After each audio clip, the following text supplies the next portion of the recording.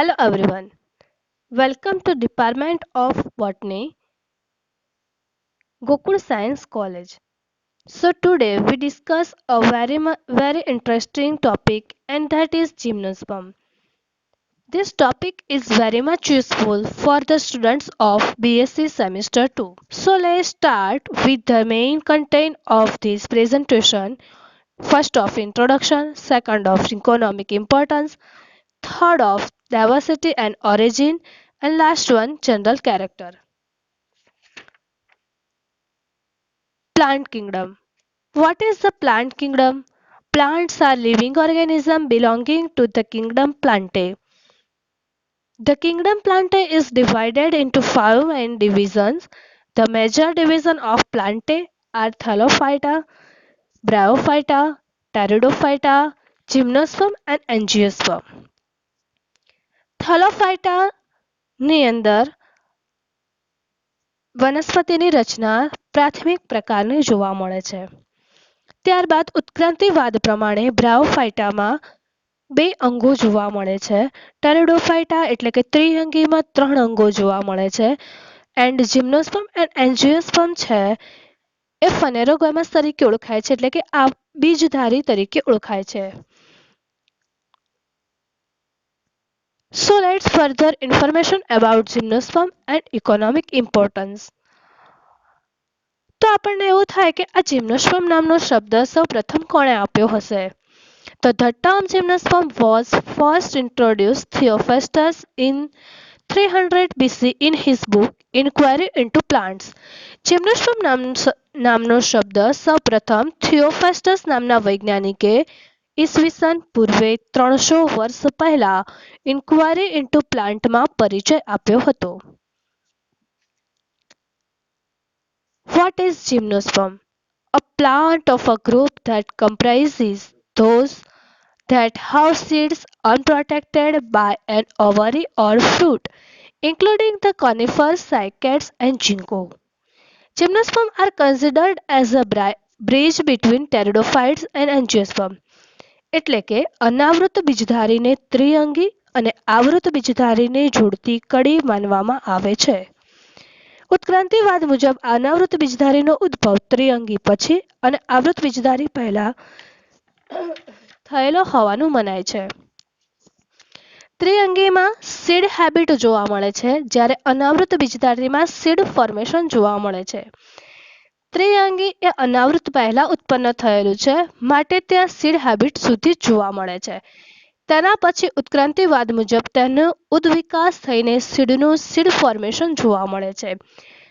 પરંતુ seed formation complete થઈ ગયા પછી સીડ ઇન ઓવરીમાં સીડ જોવા મળતું નથી.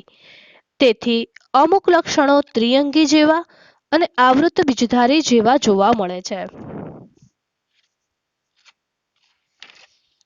ત્યારબાદ આપણે ઇન્ટ્રોડક્શન જોઈએ.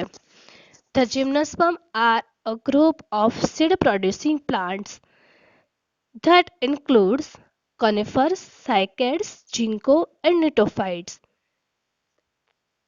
Seed producing plants that means phanerogamous એટલે કે બીજધારી. બીજને ધારણ કરતા વનસ્પતિને બીજધારી કહેવામાં આવે છે. The term gymnosperm comes from word gymnospermus meaning nectar seeds એટલે કે નગ્ન બીજ. The seeds of gymnosperm not covered એટલે કે બીજ અથવા અંડકો ખુલ્લા જોવા મળે છે. બીજ વર્તે બીજાવરણ જોવા મળતું નથી. After the unenclosed condition of their seeds that called ovules in their unfertilized state. Gymnosperm seed develop generally on the surface of scale or leaf-like appendages of cones. અનાવૃત બીજધારીમાં અંડકો બીજાણુ પર્ણો પર જોવા મળે છે, એટલે કે માદા શંકુ અને નર શંકુ મિહા બીજાણુ પર્ણ તથા લઘુ બીજાણુ પર્ણ પર ગોઠવાય છે. હવે જિમ્નોસ્પર્મમાં ત્રણ ઓર્ડર છે. સાયકેડેલ્સ કે જેમાં સાયકસ, કોનિફરલ્સ કે જેમાં પાઇનસ તથા નિટેલ્સમાં નિટમ તથા એફેડ્રા નો સમાવેશ થાય છે. આપણને એવો મનમાં પ્રશ્ન થાય કે જિમ્નોસ્પર્મનો અભ્યાસ શા માટે કરીએ છીએ?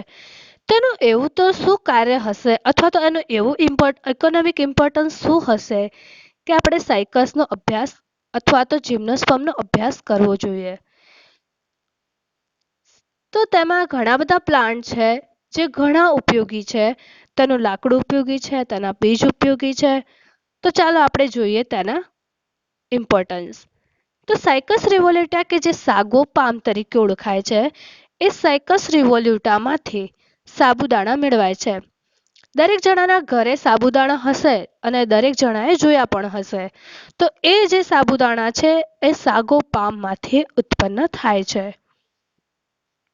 સેકન્ડ છે પાઇનસ, જેને કહેવાય છે ચીર. ચીરનો ઉપયોગ લાકડીઓ બનાવવામાં થાય છે તથા તે વજનમાં હલકું હોવાથી પહાડ પર ચડનારી ટ્રેનમાં તે ઘણું ઉપયોગી છે. હવે પહાડ પર જે ચડનારી જે ટ્રેન છે એ ઓબ્વિયસલી વજનમાં હલકી હોવી જોઈએ અને એના હલકા હોવા માટે એના માટેનું લાકડું હલકું જરૂરી છે અને માટે પાઇનસ એટલે કે ચીરનો ઉપયોગ કરવામાં આવે છે. તેના પછી છે એફેડ્રા કે જેનો નિટેલ્સમાં સમાવેશ થાય છે. તેનું ગોત્ર નિટેલ્સ છે. એ એફેડ્રામાંથી એક ડ્રગ નીકળે છે જેનું નામ છે એફેડ્રીન. એફેડ્રીન ઇઝ એન આઈ વેસોડિલેટર. વેસોડિલેટર મીન્સ જે દ્રાવ્ય થઈ જાય છે તે. જ્યારે આપણે કોઈ આઈ એક્સપર્ટના જોડે જઈએ છીએ ત્યારે તે આપણી આંખમાં એક ડ્રોપ નાખીને રહેવા દે છે અને આપણને એમ કહે છે કે થોડી વાર માટે રહેવા દો. અને એ શાના માટે રહેવા દેવાનું કહે છે? તો ડાયલ્યુશન માટે. તો ડાયલ્યુશન કરવા માટે તે જરૂરી છે. તેથી આપણે અથવા તો આઈ એક્સપર્ટ જાણી શકે કે આઈમાં પ્રોબ્લેમ શું છે. તેથી ડાયલ્યુશન માટે એફેડ્રિનનો યુઝ થાય છે અને આ એફેડ્રિન છે એ એફેડ્રામાંથી મેળવવામાં આવે છે. ઓકે, તો એના પછી છે પાઇનસ જિયાર્ડિયાના. પાઇનસ જિયાર્ડિયાને ચિલગોજા તરીકે પણ ઓળખવામાં આવે છે. તો ચિલગોજા શું છે? તો this is most costly dry fruit. તે સૌથી મોંઘામાં મોંઘું ડ્રાયફ્રૂટ છે અને તેનો ઉપયોગ શરીરની ઇમ્યુનિટી વધારવામાં થાય છે. અને આ જે ઇમ્યુનિટી વધારે છે અને બીજો એનો એક ઉપયોગ છે તે હાર્ટ એટેકનું પ્રમાણ ઘટાડે છે. ત્યારબાદ છે જુનિપર. જુનિપર કે જેમાંથી પેન્સિલ બનાવાય છે એનું લાકડું એકદમ પોચું હોય છે. તો આપણે આ બધા જોયા બાદ હવે આ જિમ્નોસ્પર્મમાં ઘણી બધી વિવિધતા જોવા મળે છે. તો આપણે જોઈએ તેને ડાયવર્સિટી એન્ડ ઓરિજિન. ઓરિજિન એટલે તેનો ઉદ્ભવ. There are between 700 and 800 extant or currently living species of gymnosperm. જિમ્નોસ્પર્મની હાલમાં જીવંત 700 to 900 પ્રજાતિઓ જોવા મળે છે. It is widely accepted that the gymnosperm originated in the late Carboniferous period. એટલે કે તેનો ઉદ્ભવ કાર્બોનિફેરસ યુગમાં થયેલો હોય તેવું માનવામાં આવે છે. Early characteristics of seed plants were evident in fossil progymnosperms of the late Devonian period around 300 million years ago. So, what is the Devonian period known for? Devonian period શાના માટે જાણીતો છે? તો the Devonian part of the Paleozoic era is otherwise known as the age of fishes as it spawned a remarkable variety of fish. The most formidable of them were the armored Plecoderms, a group that first appeared during the Silurian with powerful jaws lined with blade-like plants that act as a teeth. લગભગ 300 million વર્ષો પહેલાના સમયગાળામાં ડેવોનિયનના અશ્મિભૂત આદિ અનાવૃત બીજધારીમાં સ્પષ્ટ હતા.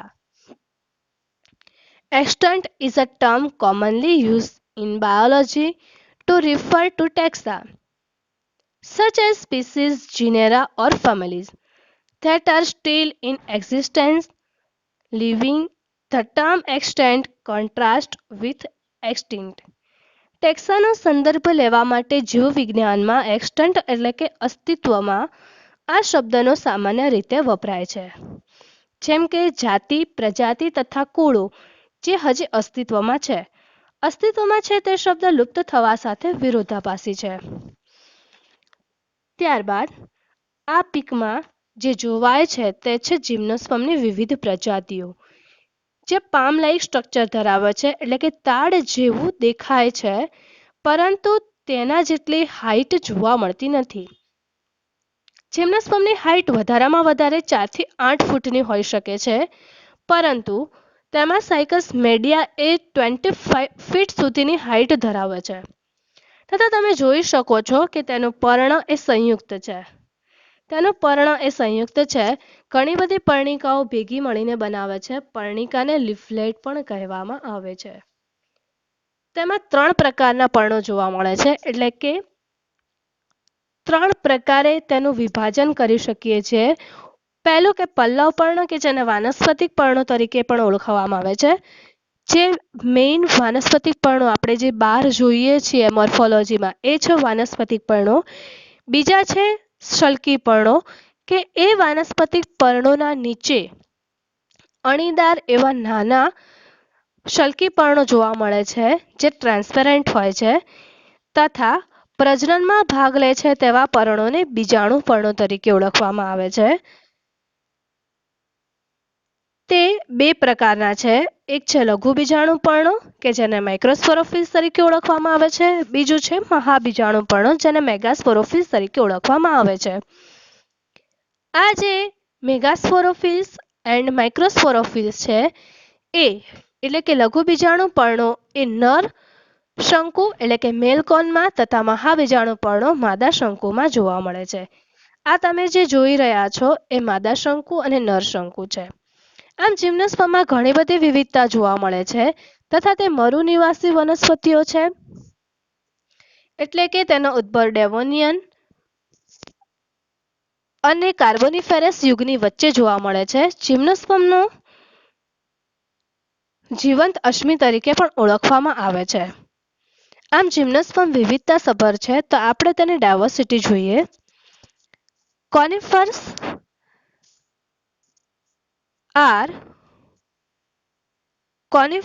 are by far the most abundant extant group of gymnosperm with 6 to 8 families with a total of 65 to 70 genera and 600 to 630 species, 696 accepted names. કોનિફર સમૂહ એ અત્યાર સુધીનો સૌથી મોટો જૂથ છે જેમાં 6 થી 8 કુળ તથા 65 થી 70 જાતિ તથા 600 થી 630 પ્રજાતિ જોવા મળે છે. અત્યાર સુધી 696 નામ સ્વીકૃત થયેલા છે. Conifers are woody plants and most are evergreens. Woody plants means a shrub is an example of a woody plant. Its leaves may die off in the winter, but its branches do not. And most are evergreens અને મોટાભાગના સદાબહાર છે. The leaves of many conifers are long, thin, and needle-like with a waxy coating. Other species, including most Cupressae and some Podocarpaceae, have flat, triangular, scale-like leaves.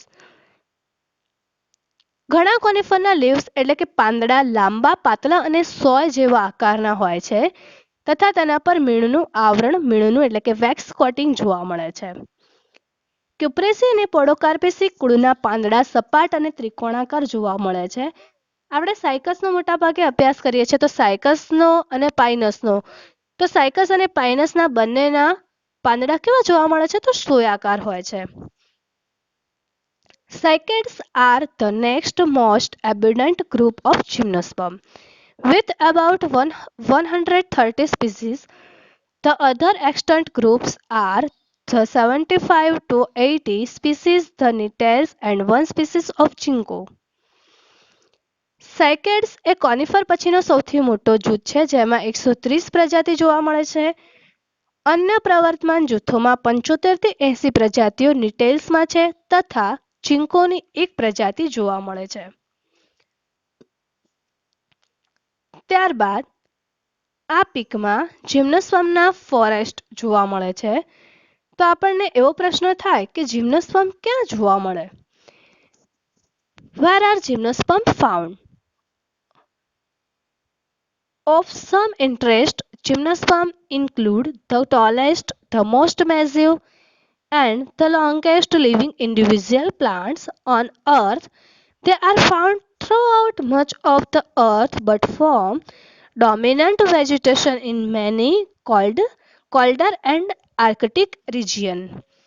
જીમ્નોસ્પર્મ પૃથ્વી પર બધે જ જોવા મળે છે. Mostly બધી જ જગ્યાએ જીમ્નોસ્પર્મ એટલે કે અનાવૃત બીજધારીઓ થાય છે, પરંતુ ઠંડા વિસ્તારો તથા આર્કટિકમાં તે પ્રભાવી છે, મતલબ તેને ત્યાં વધુ ફાવે છે. તો આપણને એવું થાય મનમાં કે આ જીમ્નોસ્પર્મ અનાવૃત બીજધારી છે, તેને કઈ રીતે ઓળખી શકાય, તેના લક્ષણો કેવા હોય છે, તે જોવા માટે આપણે આગળ જીમ્નોસ્પર્મની લાક્ષણિકતાઓનો અભ્યાસ કરશું. There exists a set of standard features or characteristics that help to identify gymnosperm. Here are some of the peculiar characteristics of gymnosperm. Gymnosperm do not have an outer covering or shell surrounding their seeds. અનાવૃત બીજધારીમાં બીજની આજુબાજુનું બાહ્ય આવરણ કે shell હોતું નથી. અને આપણે જીમ્નોસ્પર્મનો meaning જાણીએ છીએ કે જીમ્નોસ્પર્મ છે શબ્દ છે એ બે શબ્દનો બનેલો છે, જીમ્નો પ્લસ સ્પર્મ. જીમ્નોનો મીનિંગ થાય છે નેક્ડ. નેક્ડ મીન્સ કે નગ્ન, એન્ડ સ્પર્મનો મીનિંગ થાય છે સીડ એટલે કે બીજ. એટલે કે જીમ્નો સ્પર્મ, જીમ્નો એટલે કે નગ્ન, સ્પર્મ એટલે કે બીજ, નગ્ન બીજ. જીમ્નોસ્પર્મ એ નગ્ન બીજ તરીકે ઓળખાય છે કારણ કે એના બીજના ઉપર આઉટર લેયર હોતું નથી, કવર હોતું નથી. Gymnosperm are heterosporous, which means that they produce different male and female spores. અનાવૃત બીજધારી વિજાતીય છે, જેનો અર્થ થાય છે કે વિજાતીય છે મીન્સ કે તે બીજાણુ ધરાવતા હોય છે, અલગ અલગ બીજાણુ ધરાવે છે, એટલે કે લઘુ અને મહાબીજાણુ ધરાવે છે. Heterosporous means having more than one kind of asexually produced spore. The microspores develop into pollen grains and the megaspore are in ovule. લઘુ બીજાણુ કે જે પરાગરજમાં તથા મહાબીજાણુ અંડકમાં પરિણમે છે. જીમ્નોસ્પર્મ પ્રોડ્યુસ કોન. અનાવૃત બીજધારીઓ શંકુ ઉત્પન્ન કરે છે. આપણને ખબર છે કે gymnosperm is not a fruiting and flowering plant. જીમ્નોસ્પર્મમાં ફ્લાવર કે ફ્રૂટ જોવા મળતા નથી, તે એન્જિયોસ્પર્મ કરતાં નિમ્ન કક્ષાની છે, માટે અનાવૃત બીજધારીઓ કોન્સ એટલે કે શંકુ ઉત્પન્ન કરે છે. Gymnosperm do not bear fruits. અનાવૃત બીજધારીઓમાં ફળ ઉત્પન્ન થતા નથી. Gymnosperm propagate via vine pollination. Vine pollination. Okay, vine pollination also called anemophily. There are described the process of the transfer of pollen from one individual plant to another, whereby the pollen is carried by air currents. જીમ્નોસ્પર્મની પરાગરજ વજનમાં હલકી તથા તે પક્ષમો ધરાવે છે, જેથી તે સરળતાથી ઉડી શકે છે, તેથી તે પવન પરાગિત છે. The adult plant body is a sporophyte. Sporophyte means the diploid stage that produces the spores, the dominant and asexual stage in the life cycle of ferns.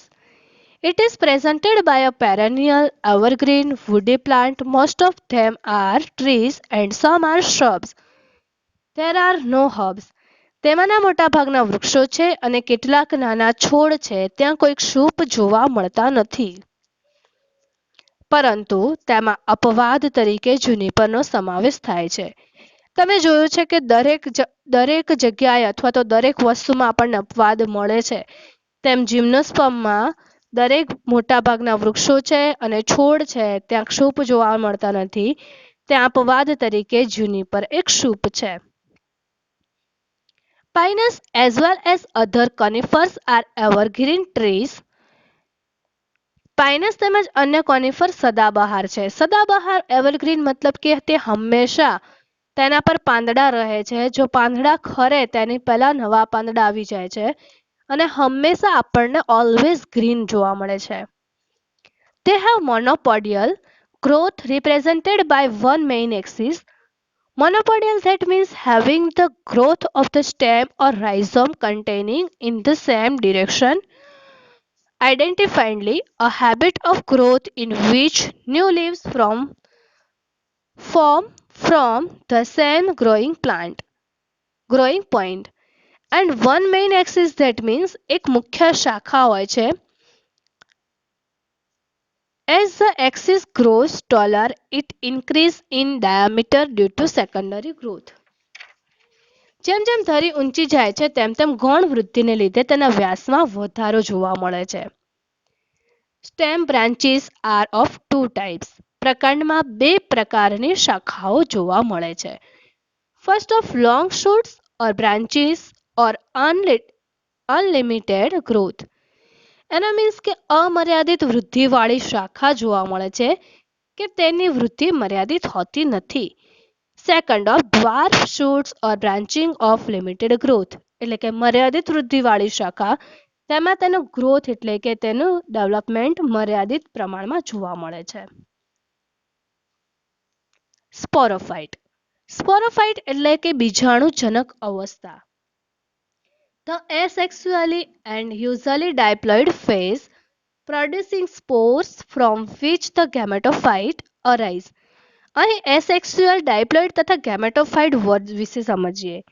So first, asexual that means of reproduction that does not involve the gametes, and usually diploid phase. So diploid that means with a complement of two sets of chromosome. And last, gametophyte means a plant or phase of a plant's life cycle that bear gametes. Next, monozygote.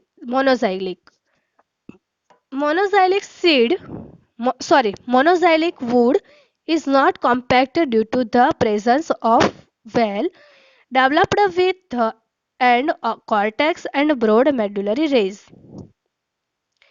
આની અંદર એક word છે કે pith and cortex કે જે નવો છે. તો પીથ એટલે કે pith that means the central region of a stem inside the vascular cylinder, and cortex, the cortex that means the region of a stem or root surrounding the vascular cylinder but inside the epidermis. Next, pycnozylic. Pycnozylic wood is compact as pith and cortex are reduced and medullary rays are narrow. And last, sporophytes. Sporangia are formed on specialized leaves known as sporophytes. એટલે કે જે પર્ણ ઉપર સ્પોર ઉત્પન્ન થાય છે તેને સ્પોરોફિલ્સ તરીકે ઓળખવામાં આવે છે. Okay, thank you.